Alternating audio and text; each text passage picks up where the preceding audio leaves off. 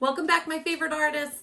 This week in Mrs. Mayo's virtual art studio, we are celebrating the winter solstice.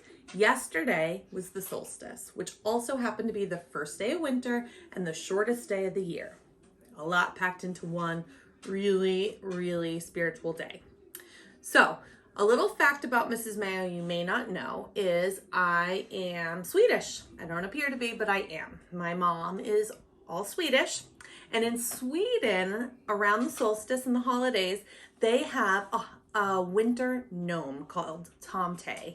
So I thought about Mrs. B's library gnome, and I thought about the trend of the gnomes right now, and I thought of my mom, and I thought of the solstice, obviously. I think I already said that. Anyway, we're going to draw gnomes today. Any type of gnome you want. If you want to make it holidays, awesome. If that's not your thing, awesome too. But we're going to draw gnomes. Any sort of variety, any color skin. I was frustrated that there weren't more examples of people with different skin tones of gnomes. So I would love to see you create one. Extra points. If so, if not, no pressure. All right. So gnomes are famous for having these really large caps. So we're going to begin by drawing their hat. It can be straight like you see in garden gnomes. It can kind of be flopped to the side like a holiday type of cap. Any which way. The one objective I want you to add to your gnome hat is a pattern. So in Sweden and in Scandinavia in general, they're known for their beautiful knit garments. Lots of knitting, lots of cold weather, lots of winter. So I want you to try to incorporate a pattern. So a pattern in art and in life is a repeated element. So in art, we think of like color switching or shape switching, form switching. That is your artist choice, but try to include some sort of pattern. If you don't want to do it in your hat because you really wanted to make like a Santa cap, that's okay, but include a pattern somewhere within your solstice gnome. All right, let's start. So I'm going to begin again with the hat. And again, I always start with pencil, and I really encourage you to. Now, they're hardly ever straight. So I'm thinking kind of a Dumbledore and Harry Potter. I'm giving it kind of a cap like that. So from there, you could add eyes if you wanted. But to make it really simple, I'm going to draw the whole gnome and then add the pattern, just so you know. The cap is usually so big it covers the eyes, so you go right into the nose. Now from here, you can do a male or a female. I had a harder time finding female examples, but I'm going to show you one way because I think it's important that women are represented too, just like different skin tones. So I'm going to draw pigtails.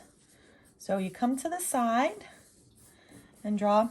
It is traditionally, though, the tomte in Sweden, it is a male gnome, but we can make it any which way we want. And then it comes from the hair like this. Say I want to make this like bows. Can you tell I've had a little too much coffee today, guys? Really excited about this lesson. Wasn't one I had planned, but I thought of it and I'm really excited. So from here, I'm going to give her like a little skirt. And this, if you wanted to give a traditional type cap, is a good place to incorporate the pattern. And then they usually just have little feet. I'm going to give like gnome like kind of like cloggy shoes, but you do whatever you wish. So here I have the outline. Now, just for visual planning, I'm going to draw my horizon line and some mountains here. And then maybe a winter tree here. And then I'm going to include now my pattern. So Mrs. Mayo is really into stripes.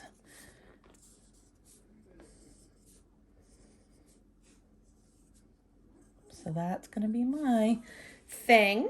And then from here, I'm going to now show you a pattern with color. I have the line pattern.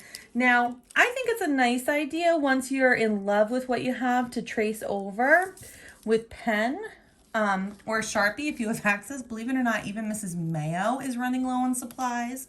So remember, I never judge what supplies you have available. You use what you have. If it's a cereal box, If it's a pencil and paper and you don't have crayons anymore, I totally understand, and I'm right there with you. Really, truly, I'm not just saying that. All my markers are drying out. It's getting a little tricky. I understand, and I would never be upset. Whatever you can do. Lined paper, if that's what you have, it's all good. You creating is what matters to me. So now, just because I know so many of you with the next couple days are so excited about the holidays, I am going to give it a red and white pattern. And remember, Johnny and Junie, mommy needs space right now.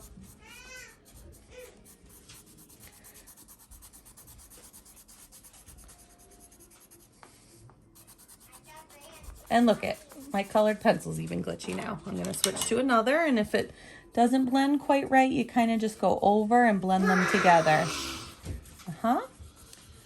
Johnny? Can I help you, Mama?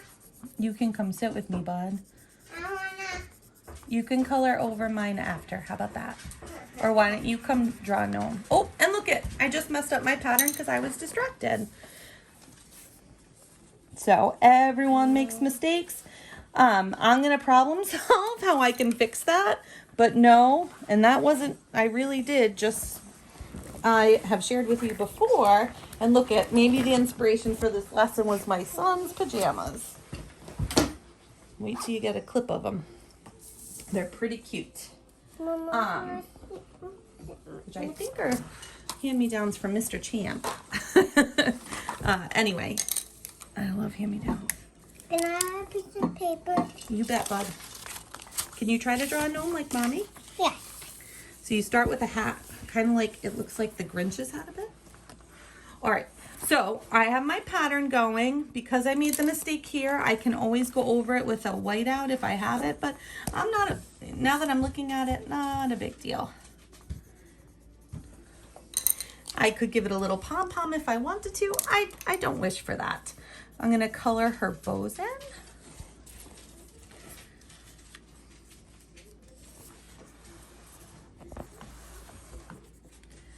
So I started with the hat, Johnny. And go. So I would color it in and make it as colorful. A winter gnome with a hat with a pattern, or an outfit with a pattern if you wanted to do it in the shoes or socks, whatever you wish. I'm gonna quickly show you a male gnome too, just so you can see the difference. So again, you start with the cap. For this one, I'll make it much taller and straight. So that looks really silly, like a garden gnome hat, but it's all good. Then again, you go with the nose. From here, I'm gonna go right into the beard. And the beard can be any kind of shape. So I'm going right into a long beard. Then with the outfit here, those little feet coming out. All right, and then I can draw on that. yeah, there you go. And then I'm gonna give mine little hands. Remember yesterday when we were trying to do a scarecrow? Yes. Now from here, I'm gonna add that horizon line, that place where the earth meets the sky. And you can add whatever you want. More gnomes, you could do a whole family to represent your whole family. I think it's a really nice idea to do a winter scene because these are traditionally associated with the winter solstice. Can you tell I'm rushing, guys? That is when accidents happen.